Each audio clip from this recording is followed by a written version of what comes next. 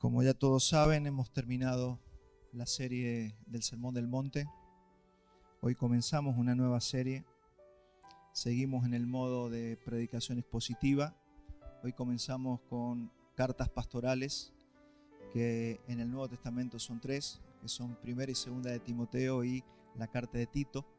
Son las cartas, y ya lo vamos a explicar mientras avancemos en el mensaje.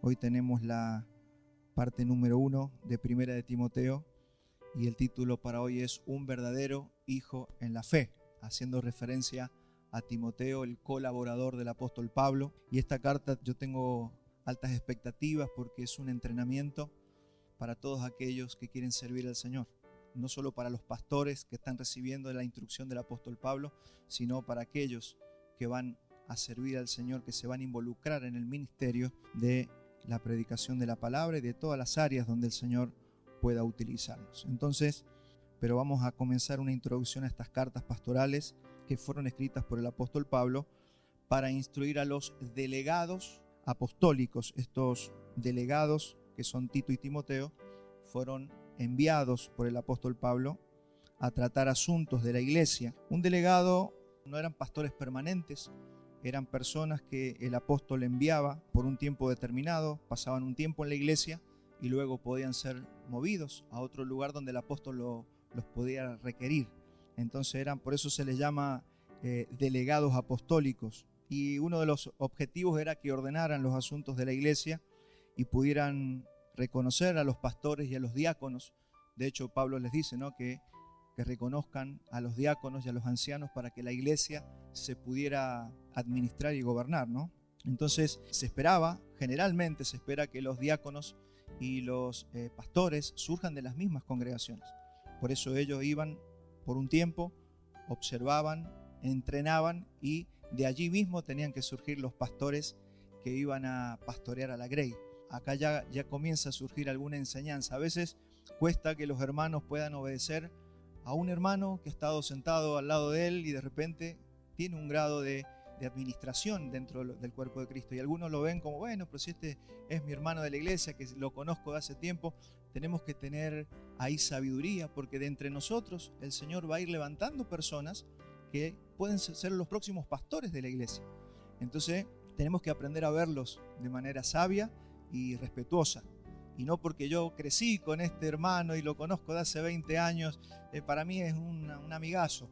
No, tenemos que aprender que el Señor va a levantar ancianos y diáconos de entre nosotros. Eso es ya la primera enseñanza de esta carta, que usted va a ir viendo que tiene partes técnicas, pero también tiene enseñanzas precisas para todo lo que necesitamos ir creciendo y madurando como iglesia. Entonces estas cartas contienen la instrucción no solo para la iglesia, sino para Timoteo y para Tito, y es así que son un eficiente tratado para entrenar a los líderes cristianos que deseen servir al Señor. Habrá gente que anhele obispado, dice Pablo, es buena obra, está bien que lo desees. Algunos no quieren decir que quieren servir al Señor porque se sienten que es como un poco orgulloso. No, está bien que quieras servir al Señor. Claro, después dice, es necesario que los ancianos, es necesario que los diáconos cumplan ciertos requisitos, pero está bien que anheles y que desees servir al Señor. Así que vamos a ir trabajando todo eso. Estamos ya terminando ahí en los días de Pablo el período apostólico que estaba llegando a su fin, es decir, eso que usted ve allí en el libro de los Hechos cuando comienza la iglesia, que los apóstoles hacían señales, prodigios, milagros, cosas tremendas, que cuando uno llega en estos tiempos a la iglesia dice, pero ¿por qué no pasan esas cosas ahora? ¿Cuántos hicieron esa pregunta? Yo apenas conocí al Señor hace 30 años atrás, a mi pastor le preguntaba, ¿por qué no pasan las cosas que yo veo acá en el libro de los Hechos? Claro, después uno va creciendo, va estudiando la palabra, va pudiendo discernir y notamos que hubo un tiempo especial cuando empezó a predicarse, y de esto hablamos la semana pasada, cuando se empieza a predicar el Evangelio.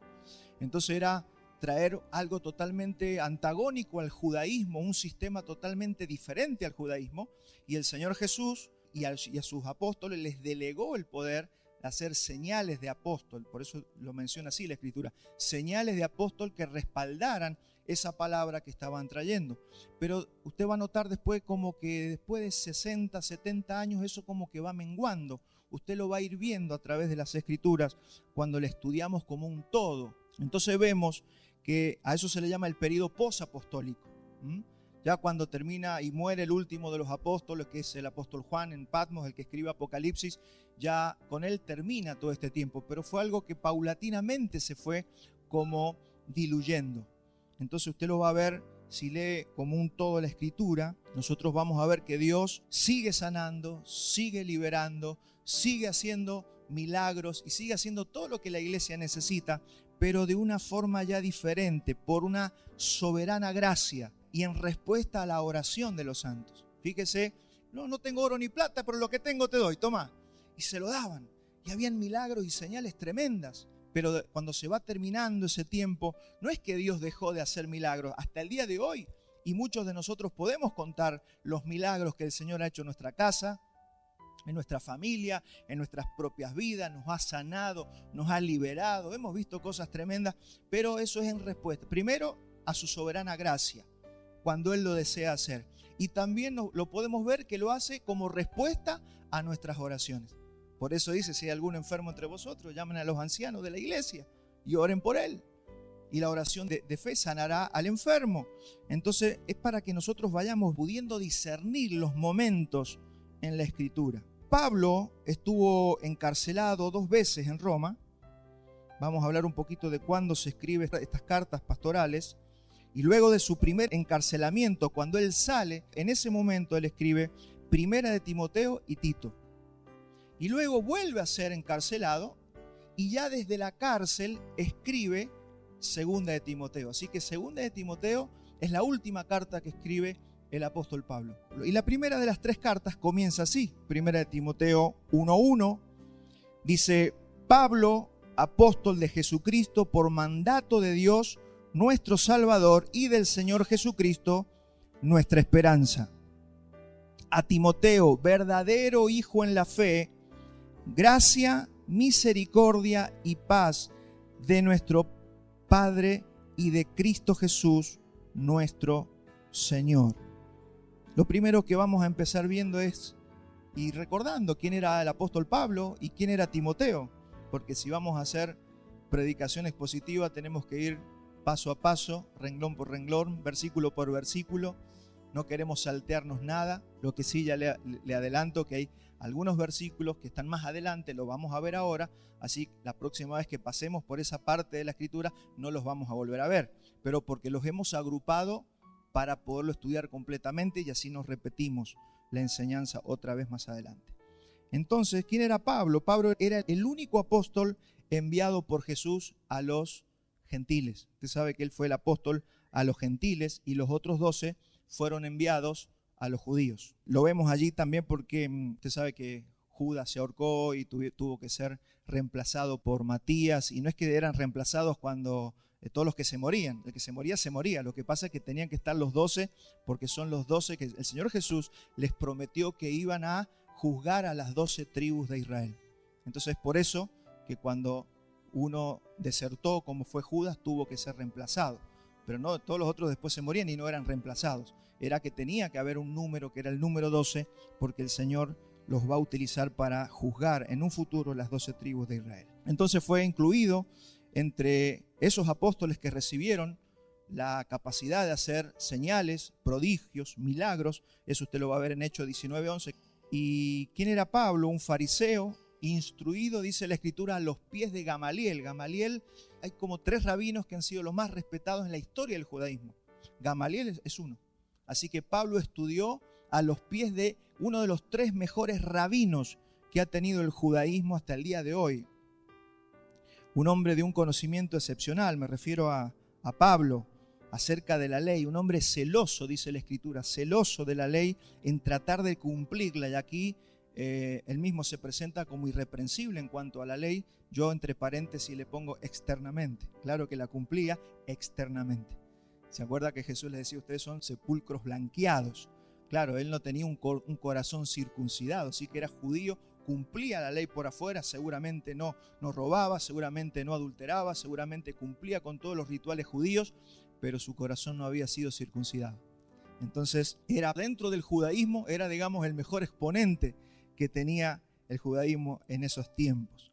Perseguidor de la iglesia, así lo presenta el Evangelio, perseguidor de la iglesia, convertido en el camino a Damasco, que es Siria actual. Él cuenta su conversión camino a Damasco y vio al Señor ya resucitado. Eso es lo que lo habilita a ser apóstol. Dice que todos los apóstoles tenían un requisito común y era que tenían que haber visto al Señor Jesucristo. Así que él no lo vio en carne y hueso, pero lo vio cuando se le aparece camino a Damasco. Entonces él tuvo un encuentro con el Señor. Termina siendo ya convertido el más grande exponente del Nuevo Pacto, del Nuevo Testamento, de ese libro que usted tiene, la segunda parte de la Biblia. Escribió 13 de los 27 libros que tiene el Nuevo Testamento. Y dice, él cuenta que fue llevado al tercer cielo, donde se le mostraron cosas inefables, casi imposible de explicarlas.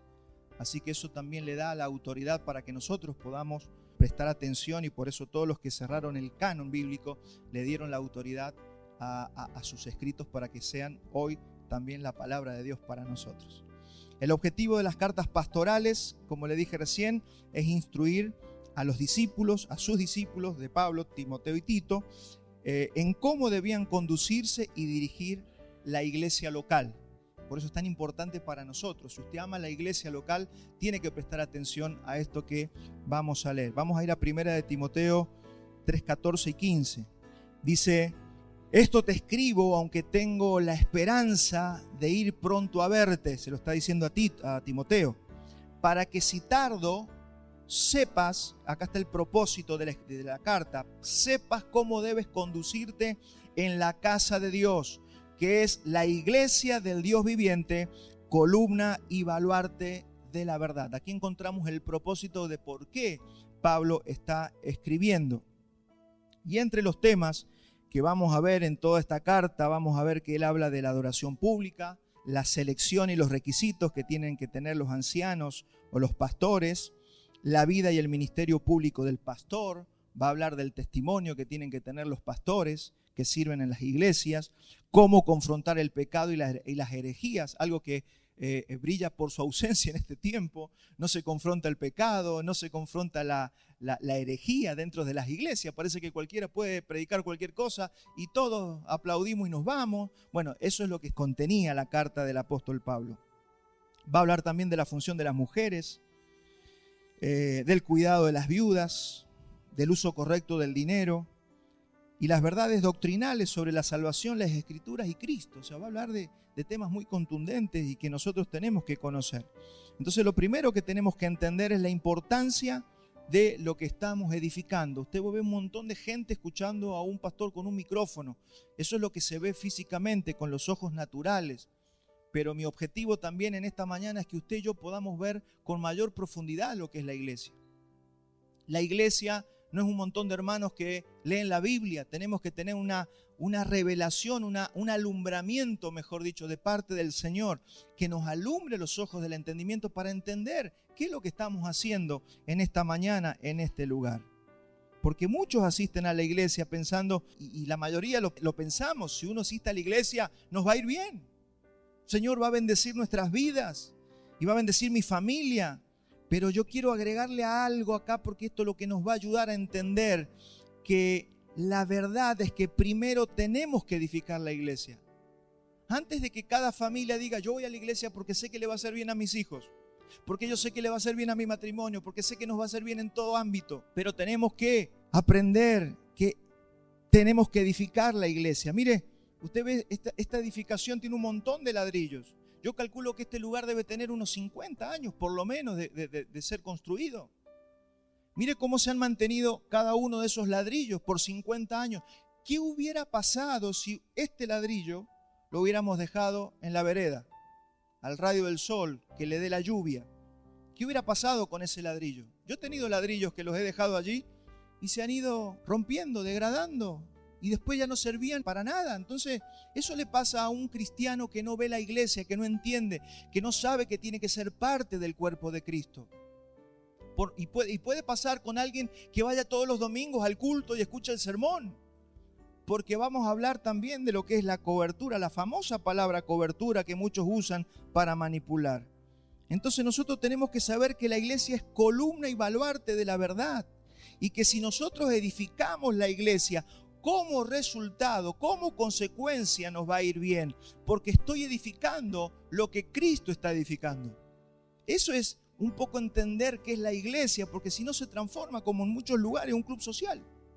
Es un lugar donde hago sociales, donde hay gente buena, donde puedo juntarme con familias a comer, donde mis hijos tienen amiguitos. Hay gente que se mueve de la iglesia, no, porque allá tienen para los jóvenes y allá tienen para los niños y no entienden lo que es la iglesia. La iglesia es una revelación, un alumbramiento que tenemos que tener en nuestro espíritu, porque eso va a ser lo que nos va a terminar cubriendo. Este ladrillo está cubierto aquí y yo creo que puede estar 50 años más. Y fíjese cómo se mantiene.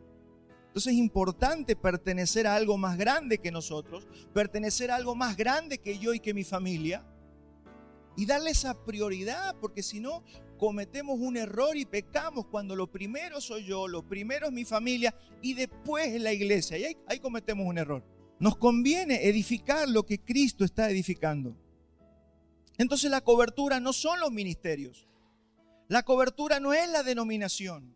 Mi cobertura no es el ministro o la persona o el pastor. Ellos nunca pueden ser mi cobertura. Mi cobertura es Cristo. Lo que a mí me mantiene firme es Cristo. Y Cristo se manifiesta por medio de su iglesia. Muchos dicen, no, yo no voy a la iglesia, es Cristo y yo. Hermanos, ahí eso es una falta total de entendimiento y de conocimiento de lo que es la iglesia. La cobertura no puede ser una persona famosa. Cristo se manifiesta por medio de la iglesia, que es, como dice Pablo aquí, columna y baluarte de la verdad. Y es la única que prevalece frente al Hades y la muerte. Mira, acompáñenme, Mateo 16, 18, palabras del Señor Jesucristo. Le dice, está hablando con Pedro, usted sabe. Y yo también te digo que tú eres Pedro, y sobre esta roca, ¿sobre qué roca? Sobre lo que Pedro había dicho. Es un fundamento. Lo que dijo Pedro es una roca. Lo que dijo Pedro es un fundamento de la iglesia. ¿Qué había dicho Pedro? ¿Cuántos se acuerdan? Señor, ¿dónde iremos? Tú eres el Hijo del Dios viviente. Tú eres el Mesías. Tú eres el Señor. Él lo había reconocido. Entonces, yo también te digo que tú eres Pedro y sobre esta roca edificaré mi iglesia y las puertas del Hades no prevalecerán contra ella. Las puertas del Hades, las puertas de la muerte no van a prevalecer ¿contra quién?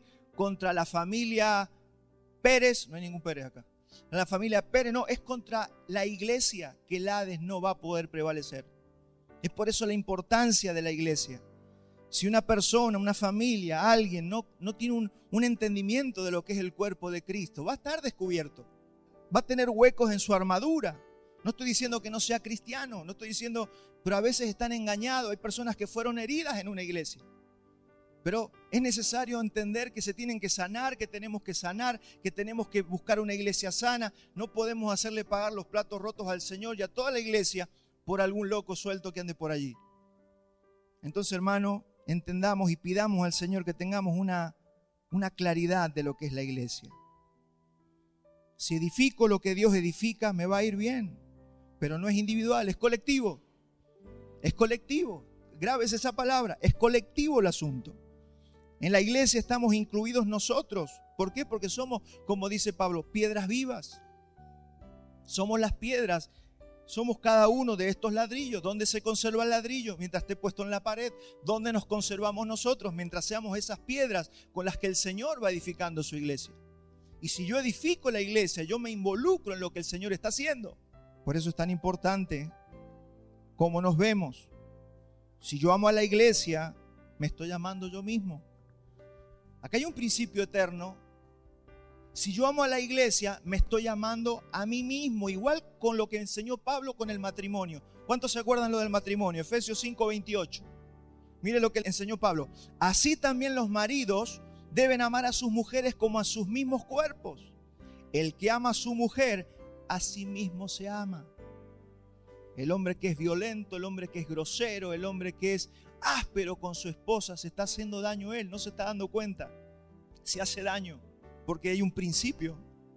Yo creo que puedo estar insultando a mi esposa, dañando, tratándola mal, pero me estoy haciendo daño yo porque somos uno. Entonces yo tengo que aprender este principio y lo mismo funciona y opera para la iglesia. yo hablo mal de la iglesia, me enojo con la iglesia, me enojo con todos los pastores del mundo. Me estoy haciendo daño yo si soy un creyente. Entonces tenemos que tener cuidado con eso. Todos sabemos que hay gente buena y gente de la otra, en todos lados. En todas las iglesias también va a pasar. Jesús nos advirtió, habrá trigo y habrá cizaña. Lo vimos la semana pasada terminando la serie del Sermón del Monte. Así termina el Señor, enseñándonos que tenemos que aprender que dentro de la misma iglesia, y todo el Sermón del Monte estaba apuntado a ¿quiénes? A gente que estaba en los ambientes cristianos. Eso no hay ninguna palabra ahí para los ateos, para los incrédulos. Todo es para los ambientes eclesiásticos. Y dentro de la iglesia van a haber gente buena y gente mala. Entonces tenemos que aprender a valorar, a amar y a respetar a la iglesia. Entonces, algunas cosas, algunos puntos simplemente para graficar lo que estamos diciendo, para que no quede tan técnico. Tenemos que venir, por ejemplo, con ropas decorosas. Nadie está hablando de ropas caras, estamos hablando de ropa decorosa, con ropa pudorosa, no con ropa sin decoro. Tenemos que ser sobrios para vestirnos, para congregarnos con los santos. Y no estoy diciendo que afuera usted pueda hacer lo que quiera, pero estoy diciendo que yo he estado en iglesias donde te caen en pleno enero con malla floreada, hojota, parece que salen de la pileta y te caen así a la reunión, pero tiene que haber un decoro, tiene que haber un respeto entre nosotros. O usted, si lo invita el presidente de la nación, ¿usted va a ir en malla floreada y hojota? No, no va a ir así. Usted se va a poner por lo menos una camisita, un saquito, algo para estar bien presentable, ¿verdad? Pero todo eso hace al decoro. También le dedico a la iglesia, estoy hablando de la iglesia, le dedicamos tiempo de calidad a la iglesia.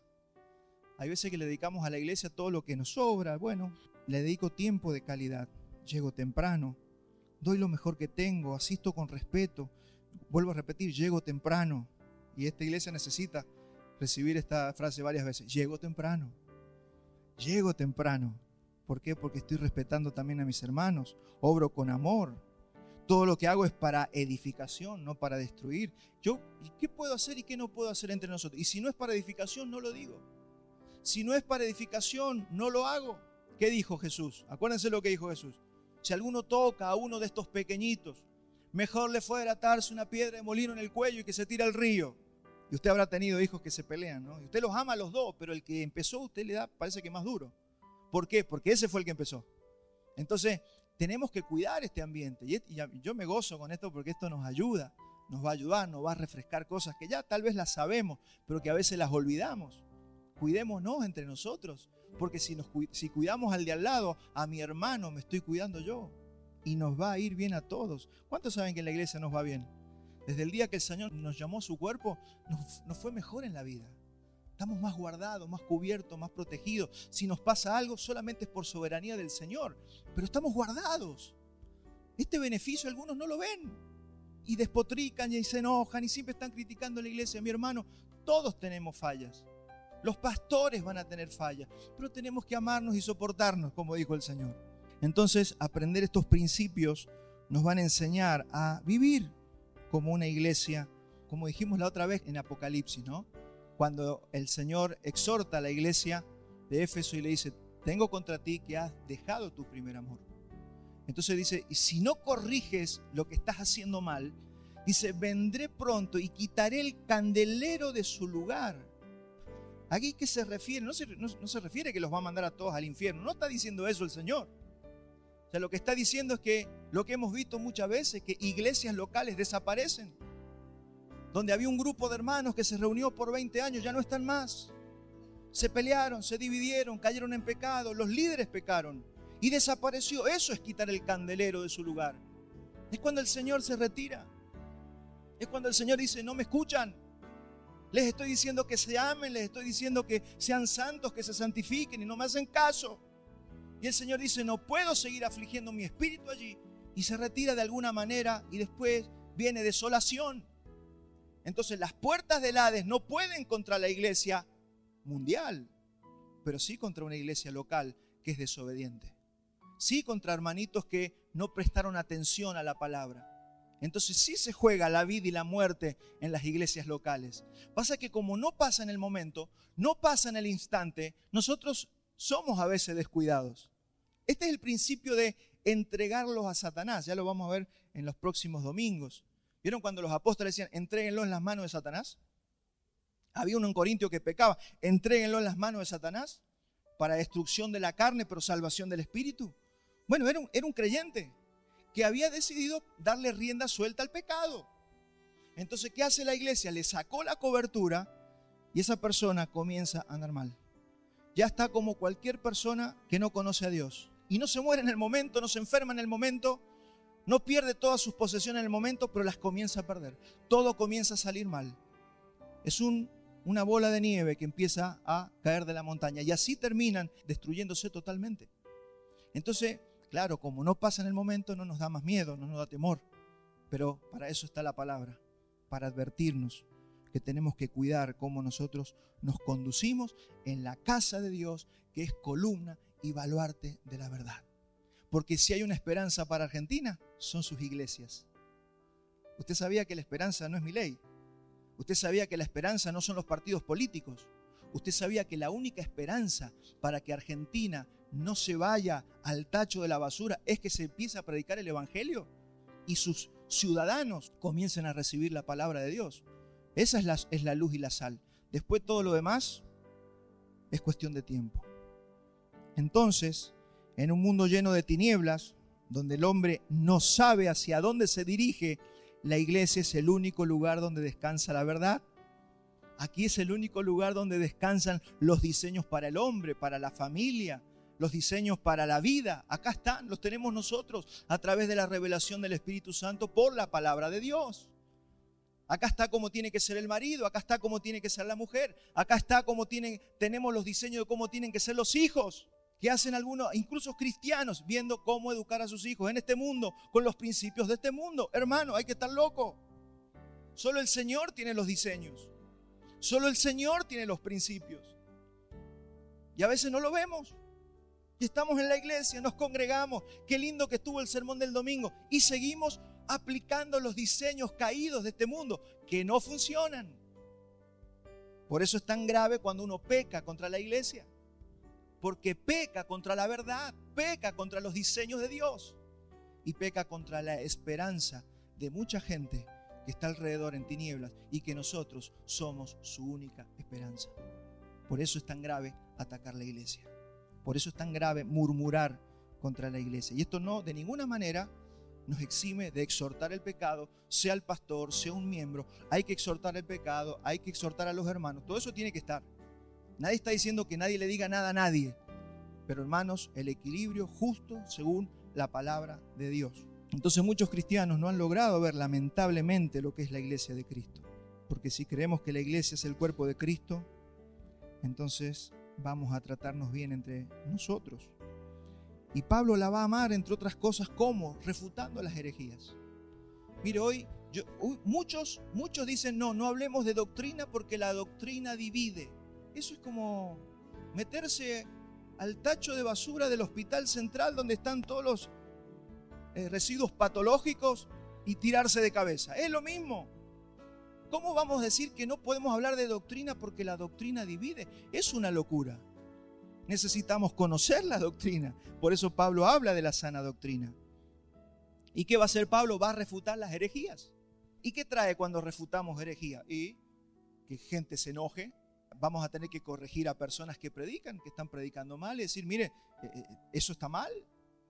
Pasa que como hoy el ídolo es el hombre, no es Dios, es el hombre, no queremos caerle mal a las personas y queremos llevarnos bien con todo el mundo negociando el evangelio. Hermanos, eso es un suicidio eclesiástico. Tenemos que cuidar nuestra doctrina, tenemos que cuidar lo que el Señor nos da por la palabra. Por supuesto, yo entiendo que si tenemos un liderazgo que no estudia la Escritura y no va a saber meterse en el asunto. Es como decir que nos ponemos a discutir de derecho penal. Yo no sé nada de derecho penal. Así que lo primero que lea para mí va a estar bien. Y el otro abrió más allá y empiezan las discusiones. Ahora, usted tiene que traer un constitucionalista, alguien que sepa de leyes y te va a saber explicar. Bueno, eso ha pasado en el liderazgo de la iglesia.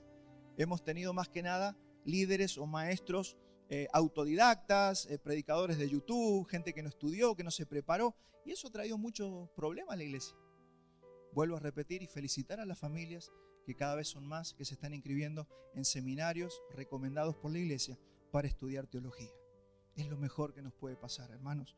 Gracias al Señor por eso. Pablo va a atacar todas las herejías, porque de esa manera se ama.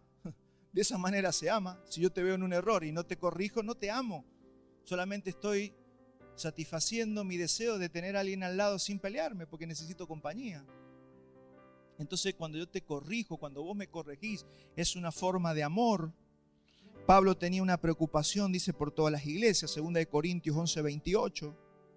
Dice, y además de otras cosas, lo que sobre a mí se agolpa cada día, la preocupación por todas las iglesias. Hermanos, nosotros tenemos que preocuparnos por nuestra iglesia. Nadie te está diciendo que te preocupes por 10 iglesias.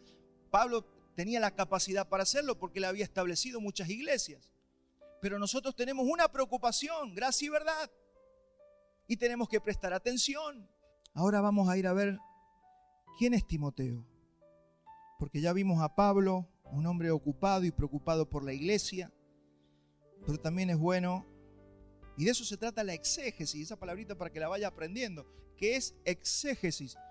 Estudiar en la escritura. ¿Qué quiso decir el escritor y qué entendieron los que recibieron la carta? Esa es la exégesis. Ir al original. ¿Qué se quiso decir en el principio? Entonces acabamos de ver quién es el apóstol Pablo, el escritor. Vamos ahora a ver quién es el que recibe la carta. Vamos a ver quién es Timoteo. Dice Pablo que es considerado un verdadero hijo en la fe, lo que le da el título al mensaje de hoy. Acompáñame a 1 Corintios 4:17. Dice, por esto mismo os he enviado a Timoteo, que es mi hijo amado. Fíjese, tenemos que ver la relación de Pablo con Timoteo. Que es mi hijo amado. No es les mando un colaborador, les mando un pastor ahí para que les predique. No, les mando a Timoteo, que es mi hijo amado y fiel en el Señor, el cual os recordará mi proceder en Cristo de la manera que enseño en todas partes y en todas las iglesias. En otras palabras, Timoteo es la extensión del brazo de Pablo. Pablo no podía estar, pero que fuera Timoteo era como que estuviera Pablo allí. ¿Por qué? Porque tenía su criterio, porque había crecido con él, porque había estudiado con él, porque se había preparado. Y esto nos va a ir metiendo a todos aquellos que anhelan obispado, aquellos que quieren servir al Señor. Presten mucha atención a esto, porque de aquí tomamos consejo. Timoteo fue el producto de un matrimonio mixto.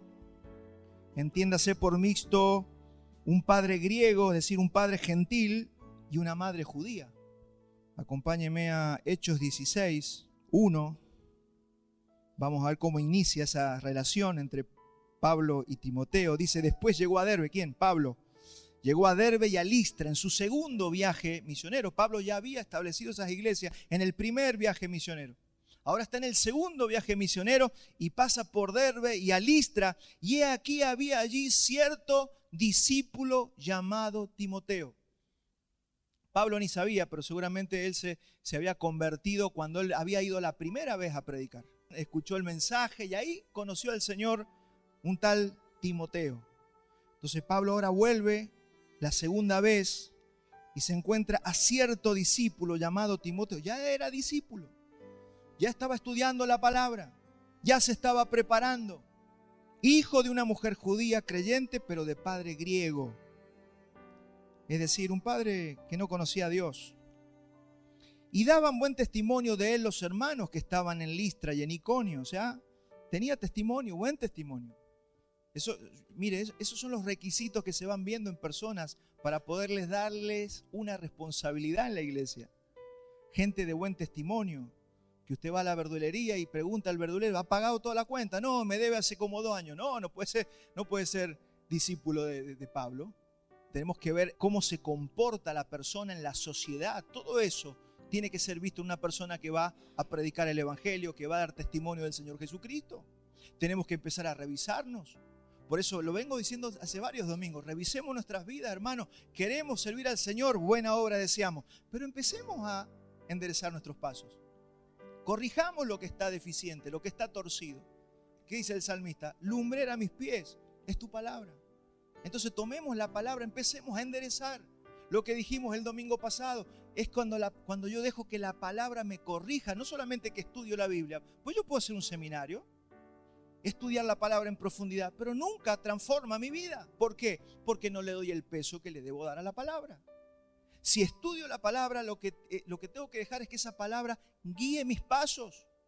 Y si ahí dice perdona, perdono, y si ahí dice paga, pago, y si ahí dice que haga esto, lo hago, eso es dejar que la palabra dirija mis pasos.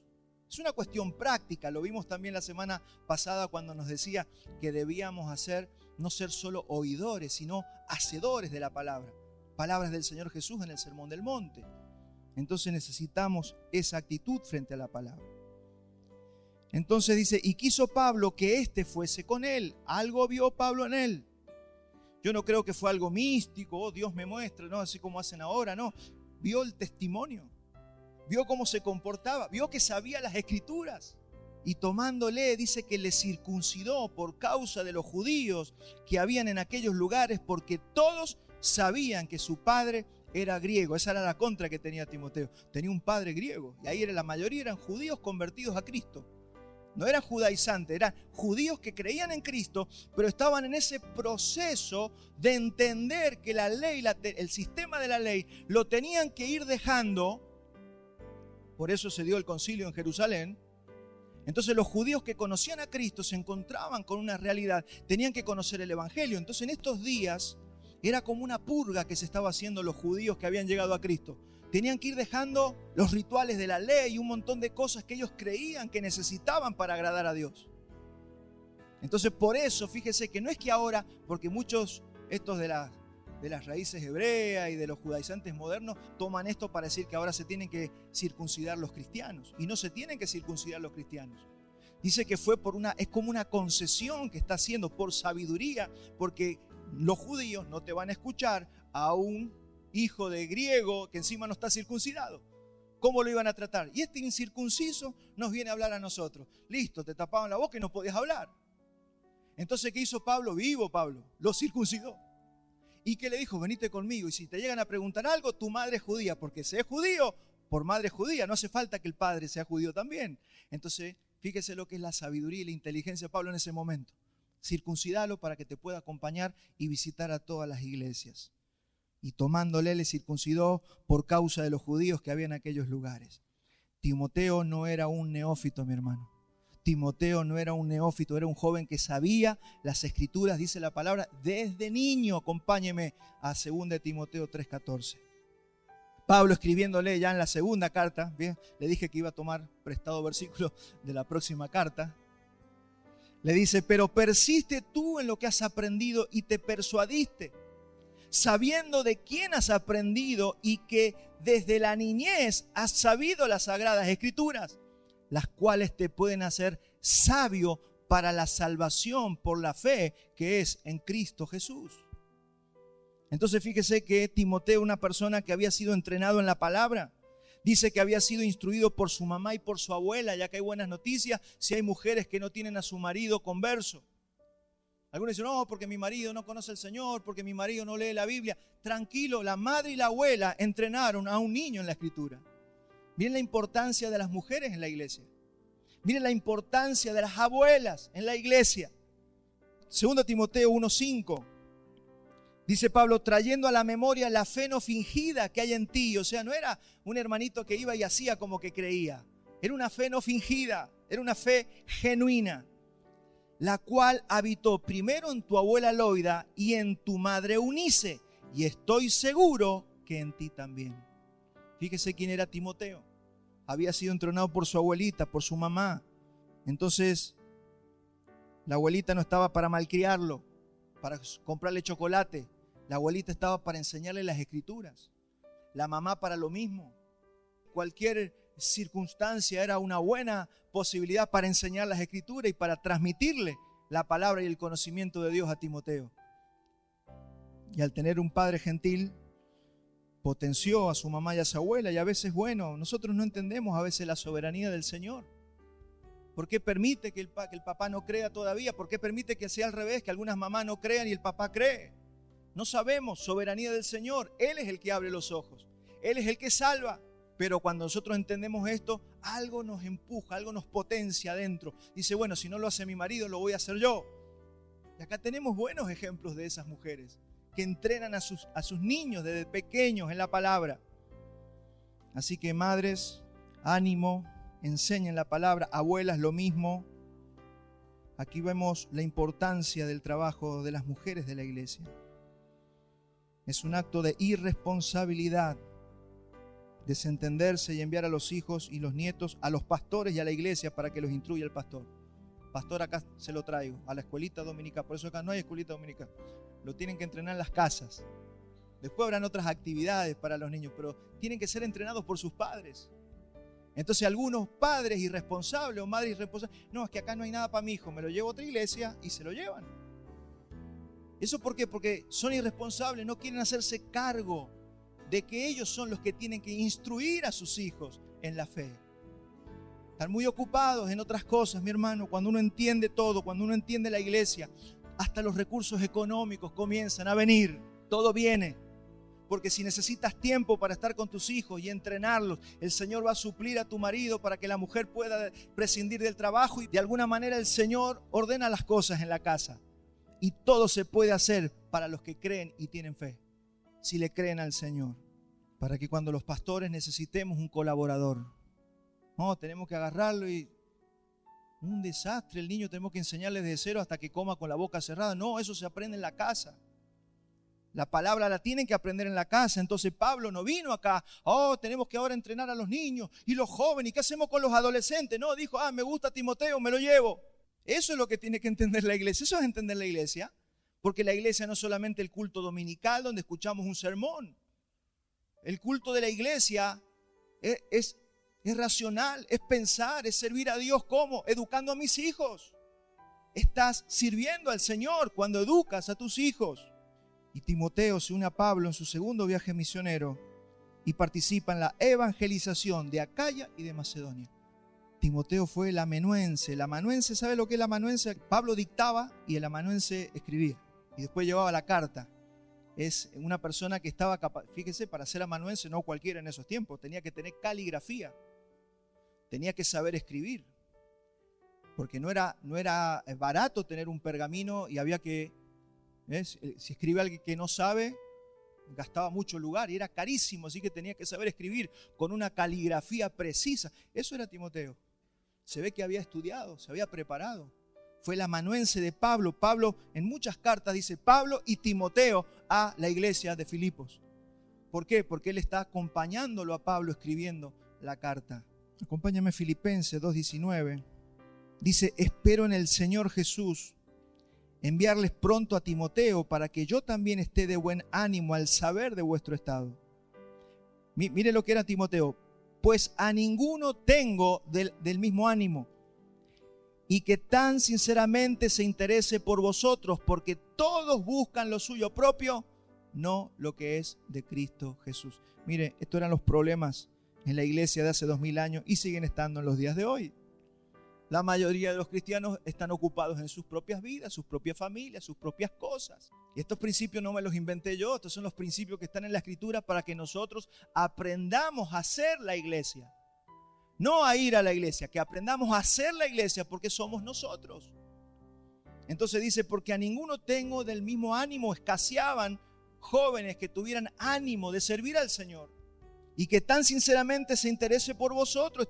Mire, Timoteo estaba interesado por los hermanos de otras congregaciones, porque todos buscan lo suyo propio, no lo que es de Cristo Jesús, pero ya conocéis los méritos de Él, que como a hijo, a padre, ha servido conmigo en el Evangelio. Y esta carta tiene un amplio espectro para prepararnos como líderes, y voy a tomar esa palabrita prestada, que mucho no me gusta, pero la vamos a tomar. Vamos a tomarla para que podamos entender algunos conceptos de liderazgo, ya lo voy a explicar mejor. Entonces nos habla de que un buen líder se gestiona siendo un buen servidor, porque no hay líder como el que conocemos en el mundo, que es el que manda y no, acá líder es un servidor, el que sirve es un líder. Jesús enseñó esto, ¿no? El que es líder es el que sirve, no es el que manda, el que sirve a otros. Nadie puede ser utilizado por Dios si primero no demuestra ser un colaborador leal y amoroso. Esto para todos aquellos que quieran servir al Señor. ¿Cómo puedes servir al Señor? Primero tienes que demostrar ser como Timoteo, un colaborador leal y amoroso. Porque a muchos les pasa como el partido político de acá, ¿no? Que le dicen juntos por el cargo. ¿Los has escuchado eso? Bueno, acá muchos están buscando, esperando el carguito en la iglesia. Acá no pasa, yo sé que no. Pero en el mundo eclesiástico lo hemos visto, ¿verdad? Personas que lo único que están esperando es que le den un lugar para ser vistos. Que les den un lugar para que los escuchen. Y si no, se enojan, ¿eh? Entonces esas personas tienen que entender esto. Lo que tiene que ser enderezado en el corazón es de que primero hay que demostrar ser un colaborador como lo fue Timoteo. Timoteo no solamente fue un colaborador, sino que se preparó. Mucha gente quiere servir al Señor y no se ha preparado. Usted le pregunta, a ver, definime justificación. No sabe. Imagínese si lo manda a algún lado. No te pueden definir ni casi ninguno de los atributos de Dios. Es muy complicado que una persona así sirva al Señor.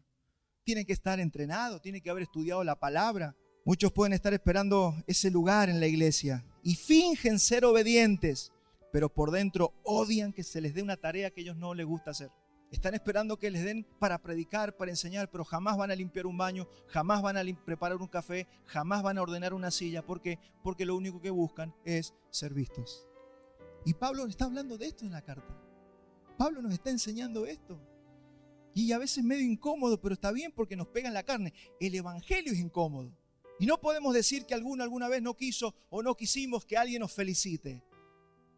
Pero mi hermano, eso es parte de nuestra carne. Pues nosotros no servimos al Señor para ser felicitados. Nosotros servimos al Señor por amor a Él. Entonces, tener la motivación correcta. Recuerde lo que hemos enseñado, que un día vamos a rendir cuenta. Y dice que se va a sacar a la luz las intenciones del corazón. Entonces está bien que el pastor nos advierta acá mientras estamos en la tierra que tenemos que tener cuidado con las motivaciones del corazón, de por qué hacemos las cosas. Entonces hay veces que da vergüenza pedirle algo a alguna persona porque sentimos que le molesta que alguien les pida algo. Entonces después ya no le pedimos más nada. Pablo dice que no tenía a ninguno, solamente a Timoteo, y sus méritos eran haber servido como hijo a padre en el evangelio. Y esa palabra líder que yo le dije que mucho no me gusta, pues no aparece en la Biblia. Nosotros la utilizamos como una concesión para describir a alguien que, siendo primero un siervo fiel a Dios, luego puede dirigir personas. Ahí sí utilizamos la palabra líder. Alguien que ya es un siervo de Dios y que de repente tiene responsabilidad de dirigir a otros. Ahí sí podemos utilizar bien la palabra liderar a otros o guiar a otros. ¿Se entiende? Entonces líder es quien puede dirigir a otros, pero en definitiva somos todos siervos de Jesucristo. Mire, para preparar el mensaje fui a los viejos libros de liderazgo y no pude utilizar nada. Empecé a buscar en los viejos libros, tengo libros de hace 20, 25 años atrás. No voy a mencionar los autores, después se los digo en privado. Pero ya no pude tomar ninguno de los principios. Todos los principios de liderazgo tenían que ver con la exaltación del yo. La verdad, qué impresionante pensar que yo los leía, esos principios, hace 20, 30 años atrás. Entonces, vamos a nombrar algunos puntos de cómo es el liderazgo correcto, según Dios, según Cristo, y no según este mundo que es antropocéntrico. Somos siervos de Cristo, pero lideramos e influenciamos a personas. Claro que sí. Usted va a influenciar a las personas que le rodean. Vamos a influenciar a los hermanos y sobre todo los que estamos en una posición de autoridad. Terminamos, queramos o no queramos, influenciando a la gente. Un líder sirve a la gente, pero debe saber dirigirlas para desarrollarlas y alcanzar una concreción de una tarea. Solamente para eso somos líderes acá. Somos siervos de Cristo porque predicamos el Evangelio, porque enseñamos el Evangelio, pero cuando tenemos que influenciar en algunas personas, comúnmente las influenciamos para hacer las tareas de la iglesia. Pero somos siervos de Cristo y servimos al Señor y nos servimos mutuamente. Yo espero que se entienda la diferencia de los dos conceptos. Entonces la Escritura está llena de estos principios, no solo para ser siervos de Dios, sino para liderar personas. Liderar personas no es más que hacer que otros se conviertan en siervos de Jesucristo y colaboradores de la tarea que nosotros hacemos en la obra de Cristo. Ese es el objetivo, lo que hizo Pablo. Tomó a un joven Timoteo y se lo llevó y lo transformó en un líder. ¿Por qué? Porque Timoteo terminó influenciando en las iglesias donde era enviado.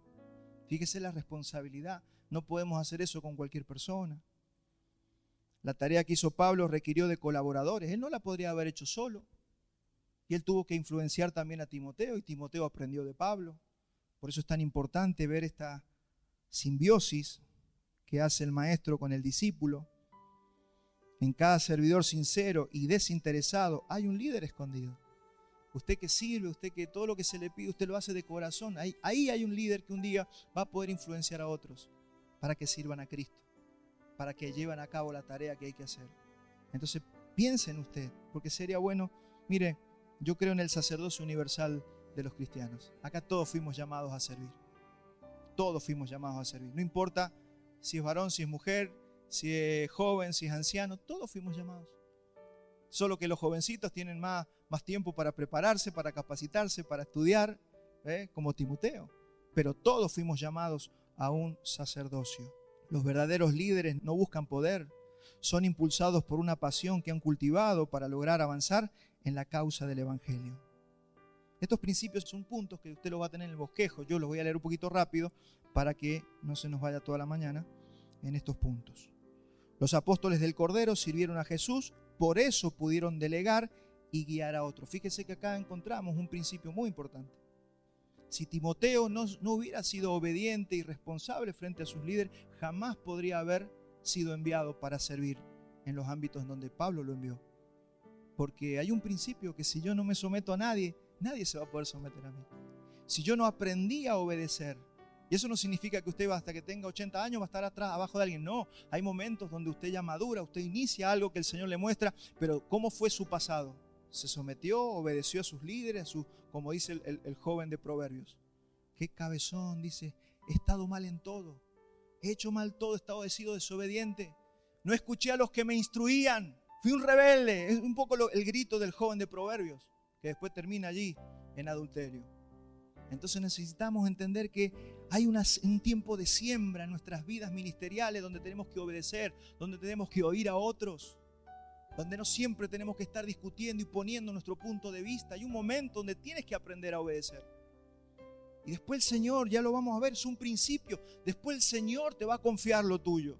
Un líder tiene que ser un gran lector. Alguien que no sabe las Escrituras y no lee y estudia, nunca va a poder dirigir a nadie. Porque va a carecer de los principios correctos. Y si dirigen gente, las dirigen con los principios de este mundo, y usted ya conoce los resultados que tiene el mundo. Hay un peligro muy grande cuando esa influencia que el líder tiene sobre sus colaboradores es utilizada para beneficio propio. Servimos al Señor, servimos a su iglesia, no nos servimos a nosotros mismos. Eso es importante que lo tengamos en cuenta si vamos a servir en algún área al Señor.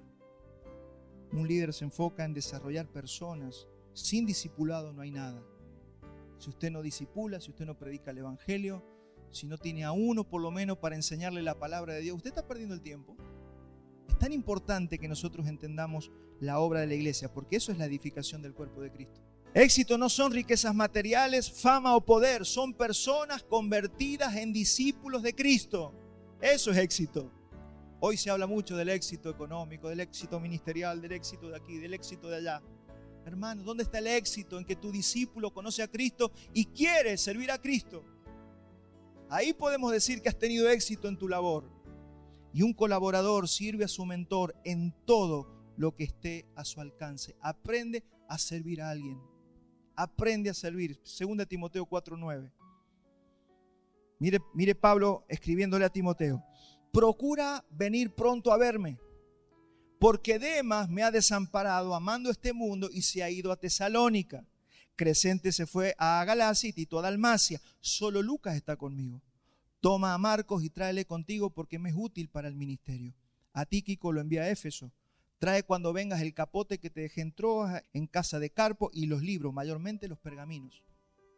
¿Se imagina Timoteo? No, son re pesados esos rollos, ¿cómo los voy a llevar, Pablo? No molestes. No es así.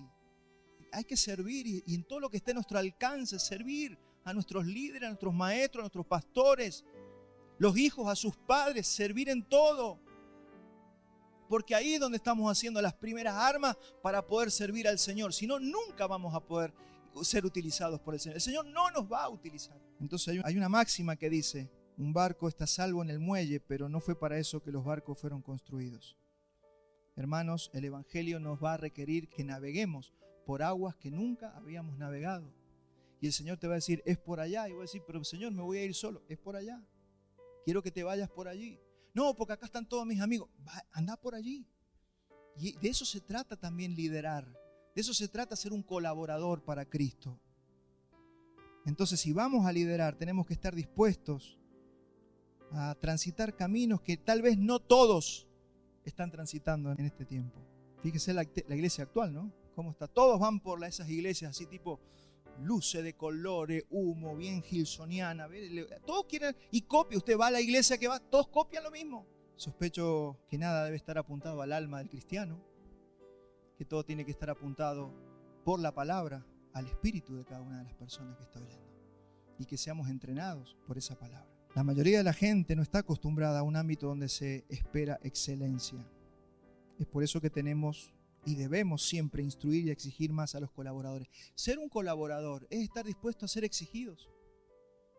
Estamos viendo esto por Timoteo. Timoteo no tenía ningún problema en ser exigido. Servir al Señor va a requerir que seamos molestados por alguien, incomodados en una tarea que se nos pida. Si nadie te exige y nadie te incomoda, te vas a quedar siempre en el mismo lugar de mediocridad. Necesitamos ser incomodados porque ahí se viene el desarrollo y el crecimiento para nuestra vida espiritual. 2 Timoteo 1:6. Mire si se hubiera ofendido, se hubiera enojado el hermano Timoteo. Por lo cual, este es Pablo diciéndole a Timoteo, por lo cual te aconsejo que avives el fuego del don de Dios que está en ti por la imposición de mis manos. ¿Sabe lo que le estaba pasando a Timoteo? Se estaba apagando. Se estaba enfriando y era Timoteo. ¿Y qué le dijo su pastor? Te estás apagando. ¿Qué pasó que no estás orando? ¿Qué pasó que no estás ya estudiando la palabra? ¿Qué pasó que cada vez llega más tarde los domingos? Se está notando algo que se apaga. Y ahí fíjese si se hubiera ofendido Timoteo. ¿Cuántos se acuerdan de Apolos? Me gusta la reacción de Apolos.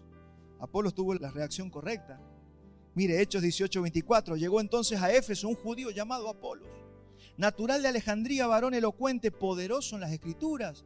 Este había sido instruido en el camino del Señor y siendo de espíritu fervoroso, hablaba y enseñaba diligentemente lo concerniente al Señor, aunque solamente conocía el bautismo de Juan. ¿Se imagina qué aburrido escuchar solo sobre el bautismo de Juan? Y comenzó a hablar con denuedo en la sinagoga, pero cuando lo oyeron Priscila y Aquila se agarraron la cabeza.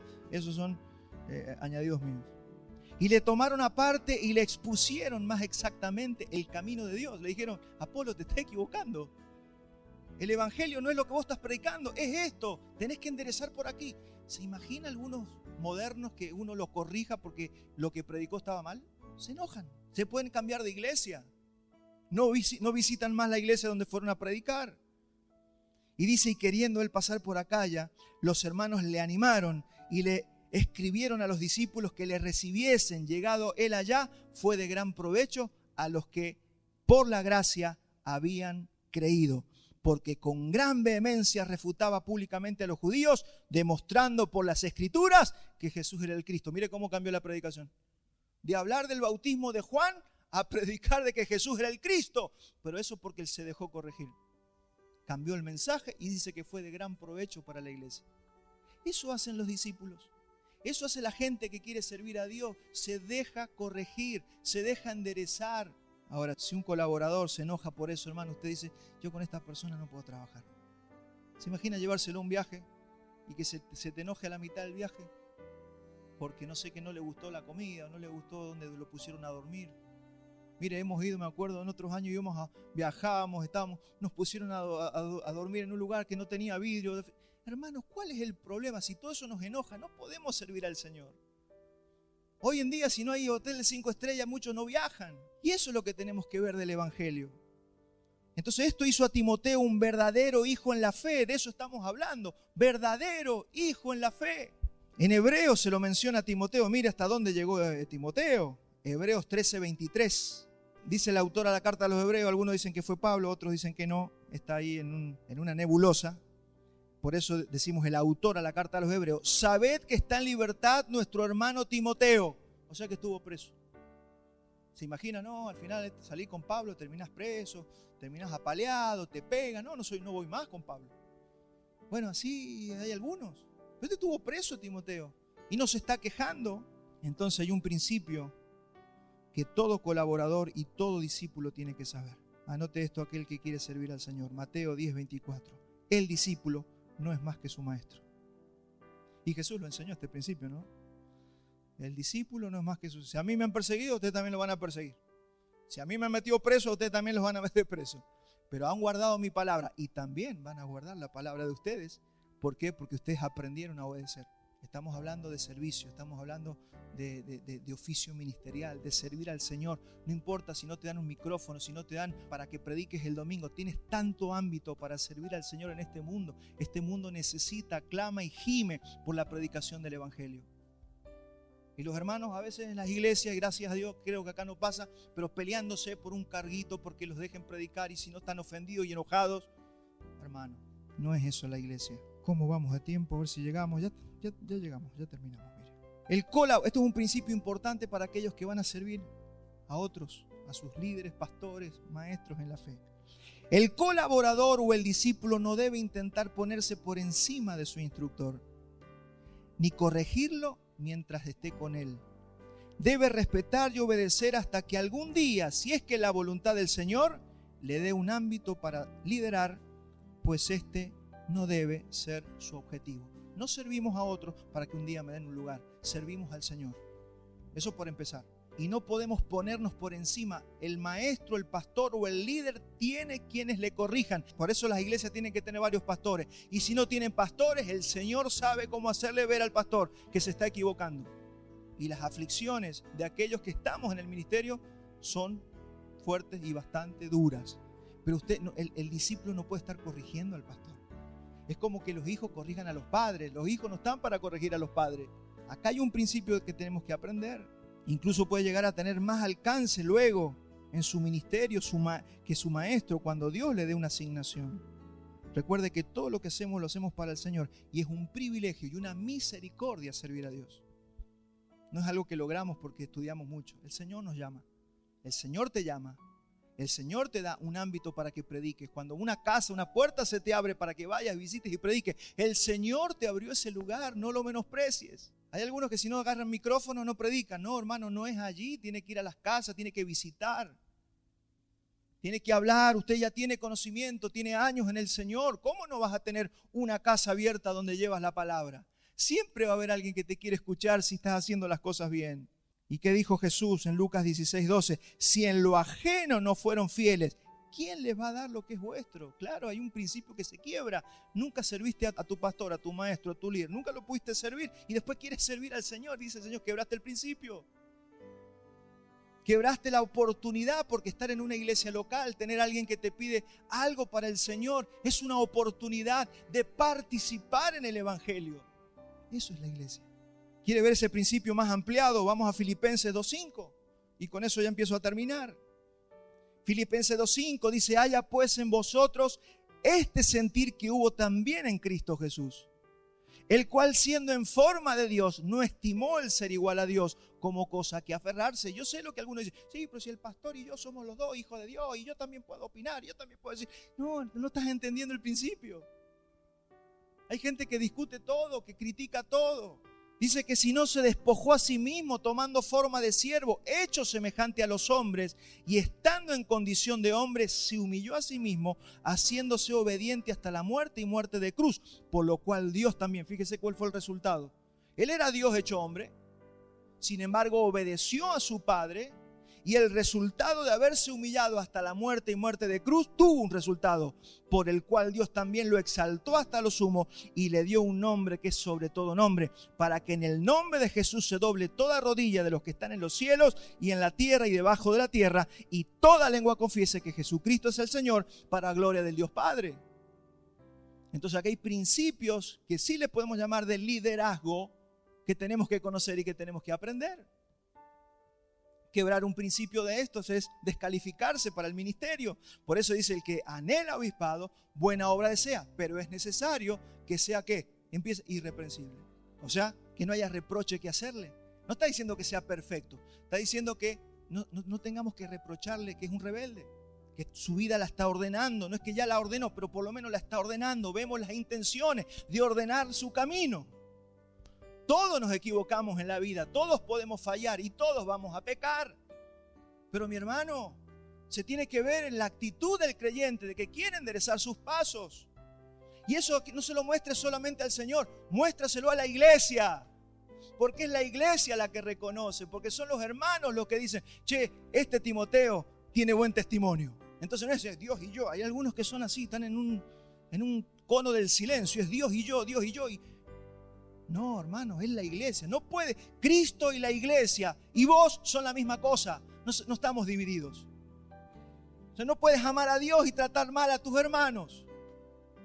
No puedes decir que amas a Dios y faltarle el respeto o menospreciar a tus hermanos. Dice, el que vive así, dice Juan, está en tinieblas y tiene la vista muy corta. Entonces, mi hermano, el servicio y la lealtad siempre son beneficiosos. Acuérdese de esa palabra, lealtad. No estoy diciendo compinche de pecados ajenos, estoy diciendo lealtad. Si usted ve al pastor pecando, repréndalo, exhórtelo con dos testigos. Lo que estoy diciendo es que tenemos que entender los principios de cómo Dios se maneja y cómo nos debemos conducir en la iglesia, que es columna y baluarte de la verdad. Humillarse y esperar los tiempos. Mire, todos los que conocimos al Señor y quisimos servir al Señor, muchas veces nos hemos apurado, hemos querido hacer y queremos hacer y no estamos listos. Y nos decían, no, todavía no estás listo, y nos ofendíamos. Pero eso es parte de la carne, tenemos que aprender esos principios y no enojarnos. Porque mire, si hay alguien que te va a abrir el ámbito, es el Señor, no es tu pastor. Hay gente que cree que es el pastor el que le abre el ámbito de servicio. No, porque el pastor es amigote de aquel. Tranquilo, no es así. Cuando Dios te quiera abrir un ámbito de honra, porque es una honra que el Señor nos use, mi hermano, es una honra y una misericordia, no se olvide esto. Es una misericordia, usted no merece ser usado. Yo no merezco ser usado por Dios. Todos los días me pregunto, Señor, bueno, ya que me mandaste, lo voy a hacer, lo voy a intentar, pero no califico. Pero el Señor dice, yo te puse y Dios te va a poner a vos y a los que ya está poniendo. Hermano, valoremos lo que el Señor nos da. Valoremos. Miren, el Señor lo va a hacer con vos o sin vos. Solamente que te dio la misericordia de ¿qué? De que participe, porque Él te quiere recompensar, porque Él es generoso. Si vos no vas a esa casa y no predicás, Dios va a enviar a otro. Porque al que Dios llamó, Dios lo va a salvar, y los que el Padre me dio, no voy a perder a ninguno. Así que no vas vos, va a ir otro, pero te perdiste la recompensa. No pierdas. Acuérdese que los salvos vamos a ver las recompensas que vamos a tener. Ya no vamos a perdición, pero vamos un día a ver los galardones que vamos a tener de parte del Señor. Y si el Señor lo desea, te va a ocupar como un maestro, como un discipulador, como un pastor, como un anciano, como un diácono. Aquellos que sirven, y gracias, y aprovecho este día para darle gracias a los servidores, a los de multimedia que están todos los domingos, a los servidores, a los que sirven, a los que visitan a los ancianos, a los que llevan comida a los ancianos, a aquellos que están trabajando siempre ocupados de la iglesia. Gracias al Señor por ustedes, gracias. A los que ofrendan y a los que dan, a los que no están haciéndole caso a esos detractores de YouTube, que ya no hay que dar más, porque no, hermano, deje, esos son los problemas de los liberales. Usted siga dando y propóngase en el corazón dar cada vez más. No caiga en el engaño, porque lo que está haciendo el sistema es arruinar las iglesias para dejarlas sin financiamiento y para que no puedan crecer y no puedan ni siquiera alquilar un salón. A los que nos hemos propuesto dar más. ¿Por qué? Porque no importa la ley, importa el corazón y que Cristo es generoso en nosotros. Hermano, Dios te va a utilizar porque lo prometió. Dijo, si alguno se limpia, será utilizado como vaso de honra. Y si alguno no se limpia, será un vaso de deshonra. Ese es de los vasos de la letrina. Entonces un buen siervo de Jesucristo piensa más allá de su propia vida. Y cuando Pablo está por morir, y ya con estos dos pasajes termino, dice 2 Timoteo 4:3, porque vendrá tiempo, fíjese la preocupación de Pablo. Pablo está encarcelado en Roma. Entonces estaba preocupado por las iglesias. Mire, porque vendrá tiempo cuando no sufrirán la sana doctrina. ¿De cuál era la preocupación? La sana doctrina. Sino que teniendo comezón de oír, se amontonarán maestros conforme a sus propias concupiscencias. Lo vemos todos los días. Y apartarán de la verdad el oído y se volverán a las fábulas. Pero tú sé sobrio en todo, soporta las aflicciones, van a haber aflicciones, haz obra de evangelista, predica el evangelio, cumple tu ministerio. ¿Por qué? Porque todos tenemos el ministerio de ¿qué? De la reconciliación. Todos fuimos enviados a reconciliar al hombre con Dios. porque yo ya estoy para ser sacrificado, dice Pablo, y el tiempo de mi partida está cercano. He peleado la buena batalla, he acabado la carrera, he guardado la fe. Por lo demás me está guardada la corona de justicia, la cual me dará el Señor juez justo en aquel día. Y no solamente a mí, sino también a todos los que aman su venida. Y le dice en 2 Timoteo 4:1, te encarezco delante de Dios y del Señor Jesucristo, que juzgará a los vivos y a los muertos en su manifestación y en su reino, que prediques la palabra, que instes a tiempo y fuera de tiempo, redarguye, reprende, exhorta con toda paciencia. Y terminamos con la mejor palabra, doctrina, con toda doctrina. Si no sabe doctrina, ¿qué va a exhortar? Hoy estamos haciendo de las iglesias unos clubes hermosos donde nos portamos bien, pero todo humanismo, todo centrado en que no se ofenda el alma del hombre. Mi hermano, eso no es el evangelio. El evangelio es muy incómodo, insoportable para la carne, pero ¿sabe qué? Es gozoso para nuestro espíritu. Si lo logramos entender, esta iglesia no va a ser movida de su candelero. ¿Cuántos dicen amén? Póngase de pie. Vamos a terminar aquí.